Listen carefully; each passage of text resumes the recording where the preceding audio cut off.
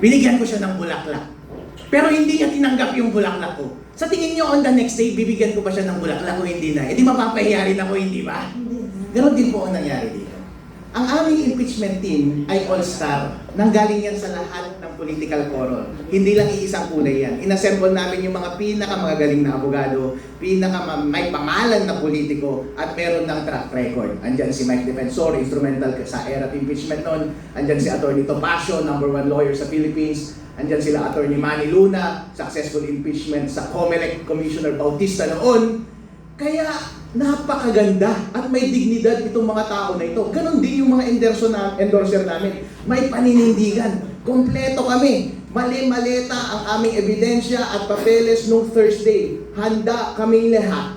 Pero kaso nga lang, nung nag-offer kami ng filing noong Thursday at tinanggihan kami at hindi tinanggap ang aming bulaklak, sa tingin mo, ganado pa kaming bumalik doon at mag-file ulit ng pangalawang bulaklak? Hindi na po. Ganon din po, kailangan nating intindihin ang ating mga kasama. Dahil hindi po basta-basta itong laban na ito. Lahat po kami matatapang, pero hindi ibig sabihin walang nawawala sa amin. Lahat kami may kaso na. Itong mga endorser namin may kaso na. Hinaharas na sila, pwede na silang patayin. Ngayon, kung nakikita nila na ngayong unang laban pa lang ay ang hirap manalo, tinanggihan ka. At pagdating sa Committee on Justice ay mukhang madidismiss rin lang. At lalong madidismiss din doon sa plenary kung nagkataong pumunta doon. Kailangan natin silang protektahan, mga kababayan. Kaya kailangan natin silang intindihin at kailangan pa rin natin silang pasalamatan dahil sila lamang ang naging matapang na magpresenta ng substantive impeachment complaint laban kay Presidente Bongbong Marcos. Kaya nagpapasalamat ako kay Mike Defensor, Atty. Ferdy Topacio at sa aming mga endorser. Ayaw ko na lamang kayong pangalanan dahil alam natin na pinoprotektahan namin kayo dahil ihaharas kayo ng administrasyon na ito. Pero salamat sa kape, salamat sa opisina, salamat sa hopya, at maraming salamat sa inyong presensya noong Thursday, noong araw na iyon. Huwag po kayong malungkot, mga kababayan, dahil marami pong sunod-sunod na kaso na lalabas laban sa administrasyon na ito at laban sa mga tumanggi ng aming maayos na filing noong Thursday. Hanggang sa huli po, kapag hindi po tayo susuko, mapapanagot pa rin natin ang ulo ng korupsyon na ito na si BBM. Kaya hanggang ngayon, ganadong-ganado pa rin ako na magpakita at magpatuloy sa ating laban. Dahil hanggat kakampi natin ang taong bayan, hindi naman natin may tatanggi, di ba? Ano ba ang gusto ng buong Pilipinas? Na mawala na si BBM. At ramdam ko rin ang gusto ng ating mga constituents. Galing ako sa probinsya. Ilocano ako. Mga may itim tayong lahat. Hindi natin pwedeng itanggihan. Ramdam natin ang gusto ng taong bayan. Gusto nila na mapatigil ng korupsyon sa ating bansa at mapanagot ang ulo ng korupsyon na si BBM. Kaya dapat lamang na ipagpatuloy natin ang laban at parati tayong sumang-ayon at sumama sa damdamin ng bawat Pilipino hanggang makamit natin ang totoong kalayaan dito sa ating bansa. Kapeni,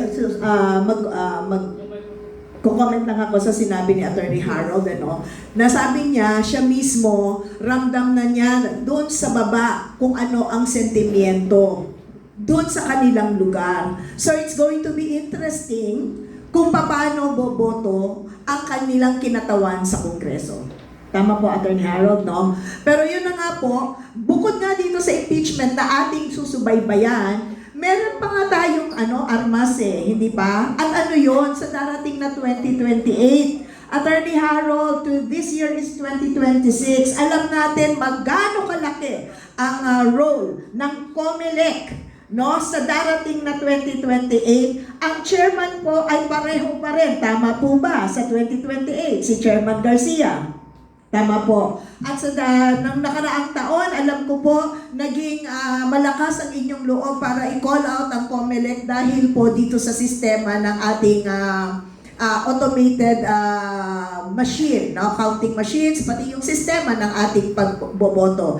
Darating na po ang 2028, Attorney Harold, 2.5 years down the road. Ano ho ang maipapayo po ninyo sa ating mga nakikinig na mga magiging botante at mga susunod na mga henerasyon na magiging botante na rin sa 2028? My best friend, King George, ito ang mensahe ko para sa iyo. Sundin mo ang batas.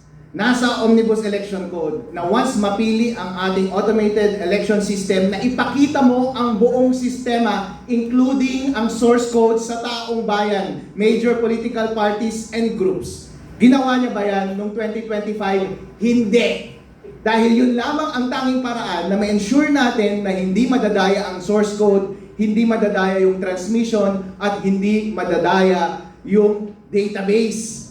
Ngayon po, isa pang probisyon ng ating Omnibus Election Code na dapat niyang sundin ay habang binibilang ng automated election system ang ating mga balota, dapat yung mga watcher nakikita nila yung balota para merong parallel manual counting. Para kahit merong nakatanim na daya doon sa source code, doon sa transmission, or kung meron silang gagawing daya sa database, ay merong armas ang mga watcher na ipakita na meron talagang malawakan na daya na nangyari. Ito ay hindi pa rin sinunod ni best friend King George nung nakalaang eleksyon. Kapag sinunod niya ang dalawang bagay na ito sa 2028, ay magkakaroon tayo ng reasonable confidence na may iaangat ang kredibilidad at integridad ng ating eleksyon. Pero, kung ayaw pa rin gawin yan ni Chairman George Garcia, dapat i-impeach na rin natin siya. Susunod natin yung i-impeach si Chairman George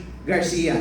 In any event, mga kababayan, meron pong mga movement para baguhin ang ating election system, para sundin ng maayos ang ating Omnibus Election Code at Automated Election System Law dito sa buong Pilipinas. Suportahan niyo po iyon. Ang gusto po natin ay sure na hindi madadaya ang susunod na eleksyon na 2028. At any rate, ang tanging paraan lamang para makontra natin yung daya ay isang overwhelming support sa taong gustong suportahan natin sa 2028. Alam na ninyo kung sino ang gusto ninyong suportahan, hindi ba? At ang tanging armas lang namin or natin para laban sa mga daya na itatanim nila sa mga makina ay ang landslide victory para sa kanya. Kaya i-make sure natin, umpisa pa lang ngayon, na makakamit natin ang landslide victory pagdating sa 2028 para kahit anong daya pa man ang gawin nila sa ating mga automated counting machines, sa transmission at database, ay hindi nila makokontra ang overwhelming votes and support ng madlang Pilipino. Dahil kung hindi, kung ramdam natin na panalo talaga ang ating manok sa 2028 at obvious na merong daya, dahil babantayan natin yan sa 2028, hindi ko palalagpasin yan. Ang taong bayan, again, mag-a-avail sila ng kahit na anong paraan para lang masunod ang kanilang mandato. Kaya administrasyon na ito, COMELEC, kung ayaw ninyo ng revolusyon sa ating Pilipinas, sundan ninyo yung mga democratic processes sa ating konstitusyon. Sundin ninyo ang batas para lumabas ang katotohanan at ang mamuno sa ating bansa ay yung taong kanilang totoong ibinoto. Now that time check is 11. Ano ba? 11? 20? 20. We need to get